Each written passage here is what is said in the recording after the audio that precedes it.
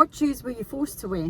Okay, so this is a completely different category all by itself. So the ones that are not liking to wear, you know, it might be just that you made a poor purchase, or you were caught up in a flash sale, or you were influenced by your friends, or influenced by the workplace, like me with my corporate shoes. But then there's also those guys who are, you know, where you were made to wear things that you really just did not want to wear. It's like, ugh, dude, really? Or, you know, it really made you uncomfortable because your personality type didn't sync with that. It might even be, let me see, you know, that in order to be culturally accepted, you just had to do it. So let me give you an example. Okay, I think there's quite a few people who will be able to identify with this, because I do, you know, it's funny. You know, it's, I love Wayne Dwyer's saying, you know, that he talks about like, you know, we come in as godlike beings, that's light being. We come into human form, for 9 months we gestate, then we pop out the other side, and then it's like we turn around to God and say, well, thanks God, now we're going to take over and we're going to do it our way, and I'm going to tell them this is how it's going to be done, as opposed to letting the soul grow and develop and nurture it just, you know, the way it is. And I'm not saying that happens all the time. Of course there are people who do that, but you know, we do come with our socially conditioned expectations, and we're so conditioned that even as a parent, even if you mean well, you know, the intention is not to be unpleasant and harm, but even if we mean well, we can crush a soul spirit that really could have flourished into something quite different if we had just let it be. So and I love that analogy that he had of how it's like, well, thanks God, you know, he calls it ego. I call it ego as well. He calls it edging God out. It's the moving away from what we really are as human beings. So the shoes that we don't like is often that ego driven stuff that I find. It's the, you know, this is how it's done, it's always been this way, so, you know, who are you to come and change it or do it somewhere else? And, you know, they can be, you know, we'll break you if you don't conform. You know, you need to fit in with the herd. We don't embarrass us, don't put us down. You know, there's all sorts of pressures that we get.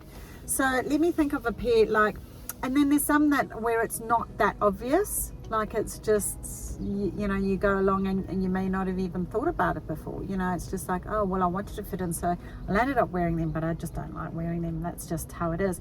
So I'll give you an example, like, and it's not a major offense. I mean, my father was, you know, I'm Catholic, and my dad was obviously a Catholic. He was a Roman Catholic as well, and it was expected to go to church every Saturday or Sunday, and it was normally on a Sunday, and it was, you know, we would go there, we would, you know, praise God and sing. And, you know, don't get me wrong, I went to Catholic school. I'm not bagging Catholics, nothing like that. Honestly, I'm not. It was more about the reaction that I had to it. Was, it seemed to me that it was more about being seen to do the right thing than it was to actually doing the right thing. So I come from a place of more of, you know, behave like the Christian. It's how you are, how does the Spirit, how does God work through you, if you want to call it that. I mean, you know, I'm not alienating people who believe in whatever. I call it source energy. It's a label, whatever your religion is. I totally respect that. With my father, it seemed like it was more about being seen to do the right thing than to actually be doing the right thing. So I would be much rather have spent my time feeding homeless people, or treating people really well, or being there for people who needed us when the wheels came off, that kind of thing. So the driver is quite different. I often found that, unfortunately, when we were in the zone of so much expected religion, I found that there was a doorway for a lot of I suppose you could say religious fanatics, I guess, who would force it onto you. You have to do this, in order to get into heaven, you have to do blah, blah, blah. And it's like, well, a real God, the God that I know, doesn't have that criteria. And, when I connect and I meditate every day, it's no, oh, well, if you haven't cleaned the floor of the school, whatever, you don't get in. I don't know what it is, but to me, it's that in NLP we talk about map impositions, where you have a map of the world, and this is how I operate in my map of the world, and then somebody else has a map of their world, and they operate in their map of the world, and we spoke about it before. And if you haven't had a listen, do go back and go to the start of the channel, because it gives you all the foundational steps to get you to where you are now. They're short and sweet, and you can catch up if you want to. Now, and there will be more information in my book when it's published, and when I find a publisher. Anyway, so it's that whole where you try, or someone comes along and they try and impose their map onto your map, and and they are like, no, my way or the highway. You have to do it like this. And unfortunately, as parents, to try and give guidelines and boundaries, which is a good thing. And again, you see, we do the best with what we have. So, there's no judgment here. It's just that this is how it's always been done. This is what we've learned. We think we have to do it this way in order to get the right reaction. So there's no right and wrong. It's just an awareness that, sometimes there's a clash, or, there's, I want you to do it this way, and you have to do it this way. Otherwise, X, Y, and Z, and there'll be consequences. So you'll see it not just in families, you'll see it in governments, and, politicians, flex their muscles and make you do things that you don't want to do. And we see it in oppressed societies. And in the old days, it was the women who were oppressed, and by the men, in certain cultures, and so it goes on. So for me, it's like some of those religious things were just a bit too in your face. It was like, well, I don't know, I'm not comfortable with that. But in order to be accepted, that's what we did. So every Saturday or Sunday, we would go to church. Now you see, here's two family members. My sister, she still goes to church, and she still loves it, and she works, or used to work, for a Catholic school, deputy head of a Catholic school, and she interpreted it differently to me. She saw the good, she saw the drivers, and I saw the good. But for me, it was, as my personality type, I felt I'd rather do things quietly, more discreetly. I don't need to do the show thing. There's humility in the real giving for me. So it's like, it might be that you see a homeless person on the side of the street, and you just go and buy them lunch, or a drink, a hot drink, or give them a blanket, or doing something kind for somebody that needs you. Or you see that somebody's struggling, and actually just reaching out and going, hey buddy, I know I don't know you, but if you want a coffee, do you want to chat, or are you okay? That kind of thing works better for me. So I actually am not a practicing religious goer. I don't go to church every single Sunday, but I try to be as good a person as I possibly can. Be the light that you wish to see in the world, in Gandhi's words. So it's that recognition of, like, this is what was expected of me, but I'm not wearing my church shoes. I don't wear my church shoes. I will go now and again to pay my respects, and if I do, it's to light a candle or say a prayer for someone, and it's normally when it's not in a church service.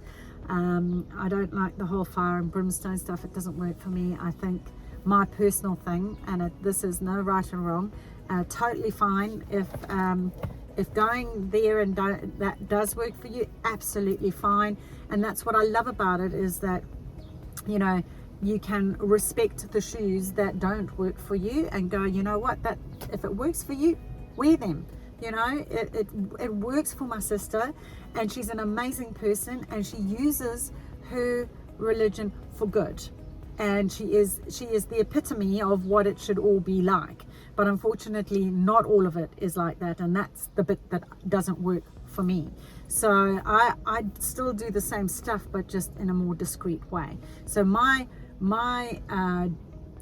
goody two shoes is different to the shoes that my sister wears, and you know, hats off to her. I mean, and she's amazing. She does really well, and she's very well respected in the community, very strong Italian community, and they really hold her in high regard. Now, if I had that kind of experience when I was growing up, then fine. But there was a discord with what you were presenting at church and what you were behaving with outside of church, and that just didn't work for me, so it put me off. So it's that kind of thing.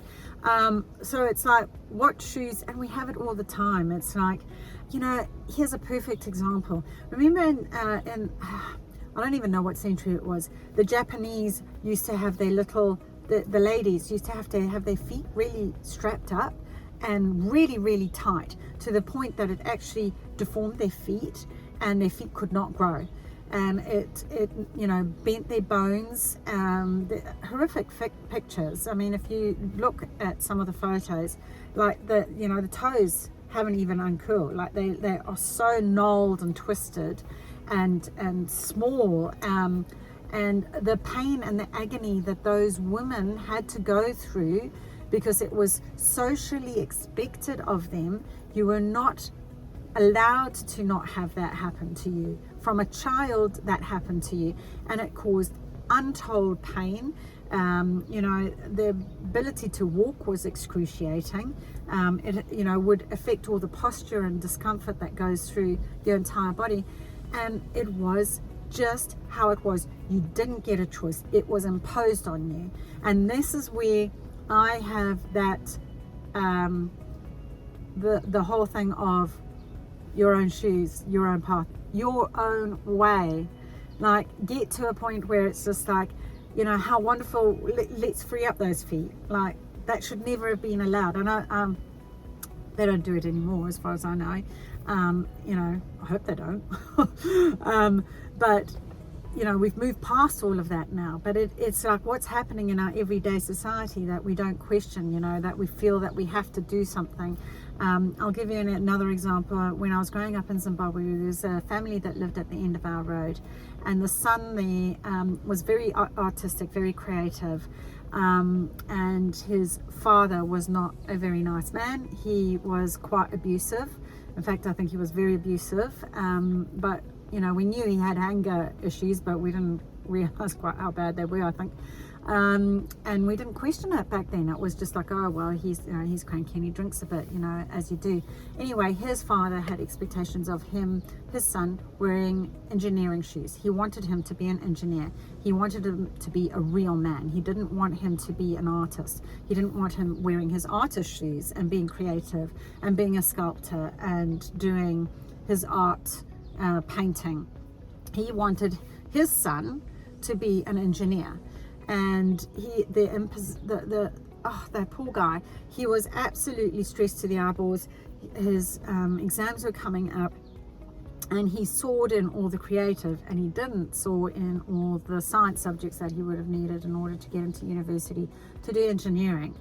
And it got too much for him, and he committed suicide. He actually checked out. So that man lost his son because he was imposing something on his son, his map of the world. This is how you should be. This is how I want you to be. And this is how a real man would get a real man job, not a soft job like an artist job. And that just killed his spirit. He was like, I can't live like this. I just can't live like that. And obviously he didn't, you know, and he decided to check out. Rather depressing story to end on, but that does give you an example. So what I'd like you to do is, if you wouldn't be, you know, if it wouldn't be too much of an imposition to ask this of you, share a pair of shoes that maybe you were expected to wear when you were younger, or, you know, and just give us an example. Like, oh, you know, I was always expected to wear, you know, these shoes, and this is why. And I've got a real reaction, and I'm so glad that I found this group, because now I've got a whole bunch of ladies who get me. and this is the way I want to live. This is how I want to live it, and we're here for you, you know, so make it happen. So thumbs up please if this worked for you. Any comments, any questions, pop them here or hop onto the Facebook group, ask them there. I will aim to get to everybody and answer what questions I can. I can't always do everyone, but I'll do what I can just so that I do want to get this tribe happening. So if you found that useful, that would be wonderful. Please can you pass it on to someone else that you might know. And yeah, I look forward to seeing what shoes didn't work for you. Okay, namaste.